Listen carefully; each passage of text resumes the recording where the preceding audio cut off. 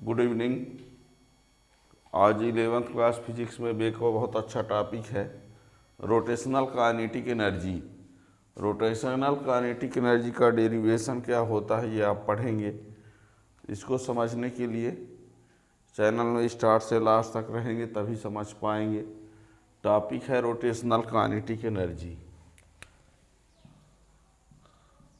ROTATIONAL rotational kinetic energy. Rotational kinetic energy, इसका derivation, ठीक है ना। रोटेशनल काइनेटिक एनर्जी, इसके लिए सबसे पहले ये बता दें, हम मान कर चलते हैं कि ये कोई बॉडी है और ये बॉडी ए बी एक्सिस के अबाउट रोटेट हो रही है। किस वेलोसिटी से? एंगुलर वेलोसिटी ओमेगा से। और जो एक्सिस है वो क्या है? Perpendicular to the plane of paper है। यानी हम कंसीडर कर लेते हैं कि एक कोई बॉडी है जो ए बी एक्सिस के अबाउट एंगुलर वेलोसिटी ओमेगा से रोटेट हो रही है। और ये बॉडी जो है consist of many particles of masses m1 m2 m3 m4 and so on, and perpendicular distance from the axis of rotation r1 r2 r3 r4 and so on। यहाँ पर कोई बॉडी है और वो बॉडी जो है ए बी एक्सिस के about angular velocity omega से रोटेट हो रही है। बॉडी जो है वो पाई पार्टिकल से कंसिस्ट है और उन सभी पार्टिकल की जो लीनियर वेलोसिटी है वो v1 v2 v3 है और एंगुलर वेलोसिटी ओमेगा सभी पार्टिकल के लिए क्या है? सेम है, ठीक है ना। तो आगे देखिए इसका डेरिवेशन कैसे आएगा। Let a body B rotating about an axis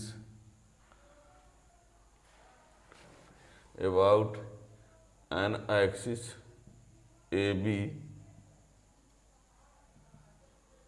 passing through the point O perpendicular to the plane of paper है। Let a body B rotating about an axis A B passing through the point O perpendicular to the plane of paper with angular velocity omega, ठीक। Body consist of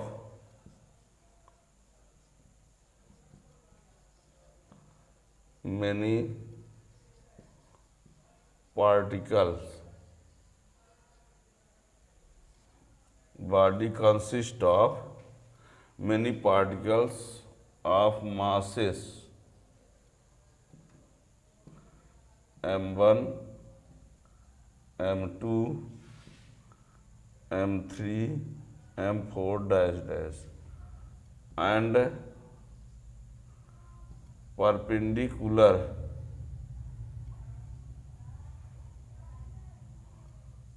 perpendicular distance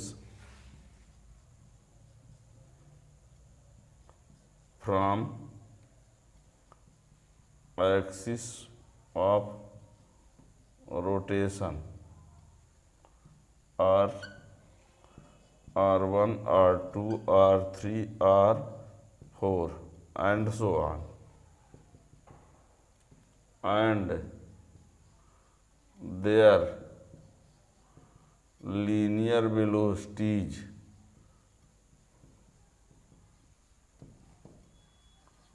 their linear velocities are v1, v2, v3, v4 and so on,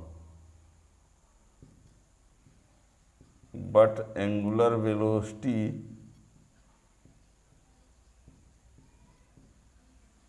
omega are same.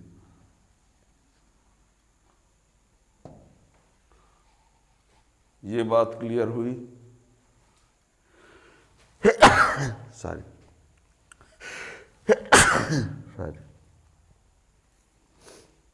क्या कहा हमने? ये एक body है, A B axis के about वो rotate हो रही है एंगुलर वेलोसिटी ओमेगा से। बॉडी कंसिस्ट है कई पार्टिकल से, उन पार्टिकल्स का जो मास है वो m1, m2, m3, m4 इस टाइप से लिया गया है और उनका परपेंडिकुलर डिस्टेंस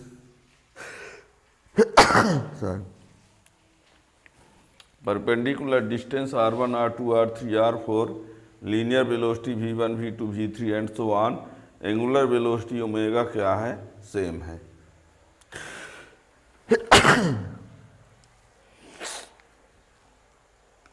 ठीक, ये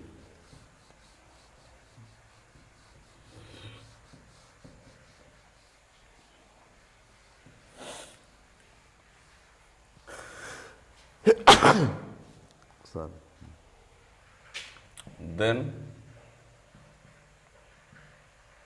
काइनेटिक एनर्जी ऑफ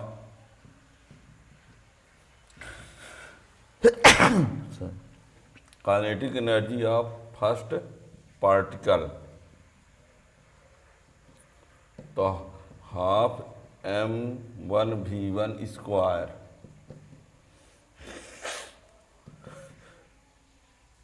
हाफ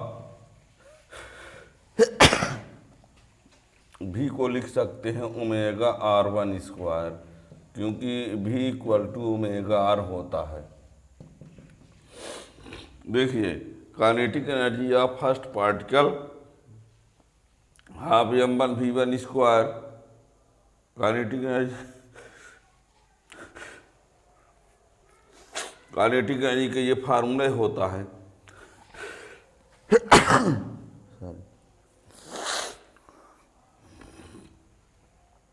अभी इक्वल टू ओमेगा आर होता है तो v1 equal to omega r1 हो जाएगा। ओमेगा 1 तो होगा नहीं क्योंकि ओमेगा सबका सेम है, तो half m1 omega square r1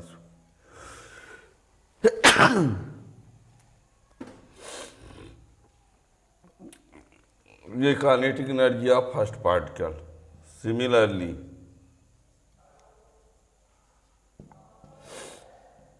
kinetic energy of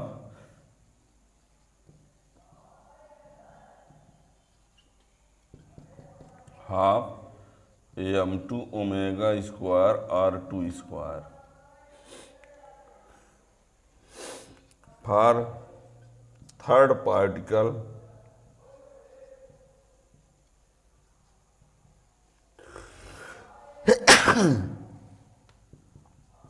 half m3 omega r3 square ये and so on.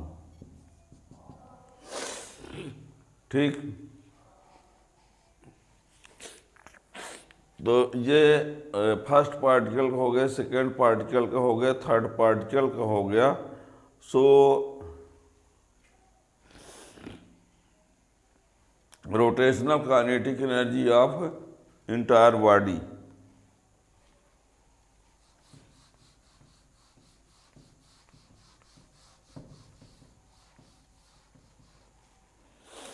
So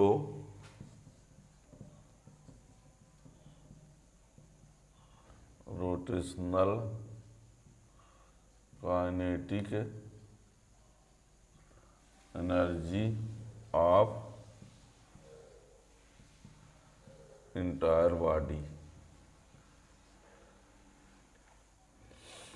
rotational kinetic energy of entire body, तो E equal to half m1 omega square r1 square plus half m2 omega square r2 square plus half m3 omega square r3 square plus dash dash. तो 1/2 omega square common हो जाएगा, m1 r1 square plus m2 r2 square plus m3 r3 square plus dash dash. इसको लिख सकते हैं ये sigma m r square, ये पूरा ये m1 r1 square m2 r2 तो सिग्मा, और इसी को लिख सकते हैं I, क्योंकि sigma m r square equal to I moment of inertia, moment of inertia. ठीक, तो ये हो गया। तो E इक्वल टू ये फार्मूला आ गया, यानी E equal to 1/2 I omega square. ये है rotational kinetic energy. This is the expression for rotational kinetic energy.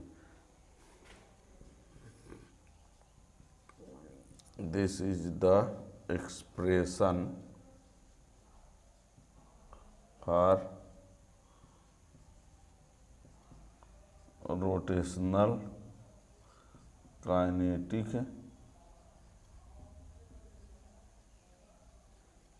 Energy. ठीक, अब इस रोटेशनल काइनेटिक एनर्जी को यदि हम कंपेयर करें, है ना, जैसे ट्रांसलेशनल काइनेटिक एनर्जी में हाफ mv स्क्वायर होता है, ये ट्रांसलेशनल मोशन में होता है ना। ट्रांसलेशनल मोशन में kinetic energy half mv square होता है। यहाँ से एक बात ये क्लियर होती है कि ट्रांसलेशनल मोशन में, समझिएगा, ट्रांसलेशनल मोशन में जो रोल मास करता है वो रोटेशनल मोशन में वही रोल किसका होता है, मोमेंट ऑफ इनर्शिया का, और जो यहाँ वेलोसिटी है वहाँ एंगुलर वेलोसिटी होता है। ठीक है ना। और यदि कोई बॉडी ऐसी हो कि रोटेशनल मोशन और ट्रांसलेशनल मोशन दोनों करे, यदि कोई बॉडी ऐसी हो जो रोटेशनल मोशन और ट्रांसलेशनल मोशन दोनों साथ में करेगी, तो उन दोनों को क्या कर देना पड़ेगा, ऐड कर देना पड़ेगा। जैसे आपको बता दें, जैसे साइकिल को आप स्टैंड में लगा करके यदि उसकी पाइडल को घुमाएंगे तो जो उसकी व्हील रोटेट करेगी उसमें केवल होगा रोटेशनल मोशन, और यदि साइकिल को आप चलाते हुए चलेंगे तो रोटेशनल मोशन ट्रांसलेशनल मोशन दोनों होगा। और यदि मान लीजिए आप ब्रेक दबा करके साइकिल को खींच देते हैं तो जब फिसल के टायर जाएगा तो केवल ट्रांसलेशनल मोशन होगा। यानी साइकिल को आप चलाएंगे तो रोटेशनल और ट्रांसलेशनल दोनों, स्टैंड में खड़ी करके उसकी पहिया को घुमाएंगे तो सिर्फ रोटेशनल मोशन, और यदि ब्रेक दबा के चला देते हैं तो फिसल जाएगी तो कुछ दूर तक जो जाएगी तो वो ट्रांसलेशनल मोशन होगा, है ना। तो हम ये कह रहे हैं कि यदि कोई बॉडी ऐसी हो जिसमें ट्रांसलेशनल मोशन और रोटेशनल मोशन दोनों होगा, तो ऐसे केस में उसकी टोटल काइनेटिक एनर्जी लाने के लिए ये वाली एनर्जी और ये वाली एनर्जी को क्या करेंगे, ऐड कर देंगे। ठीक है ना। तो ये भी हमारा रोटेशनल काइनेटिक एनर्जी का ही डेरिवेशन है। यदि आपकी समझ में आ गया हो तो आप चैनल को सब्सक्राइब कर लेंगे, तो इस टाइप का और भी जो भी टॉपिक का वीडियो आएगा तो उसका नोटिफिकेशन मिलता रहेगा। Thank you.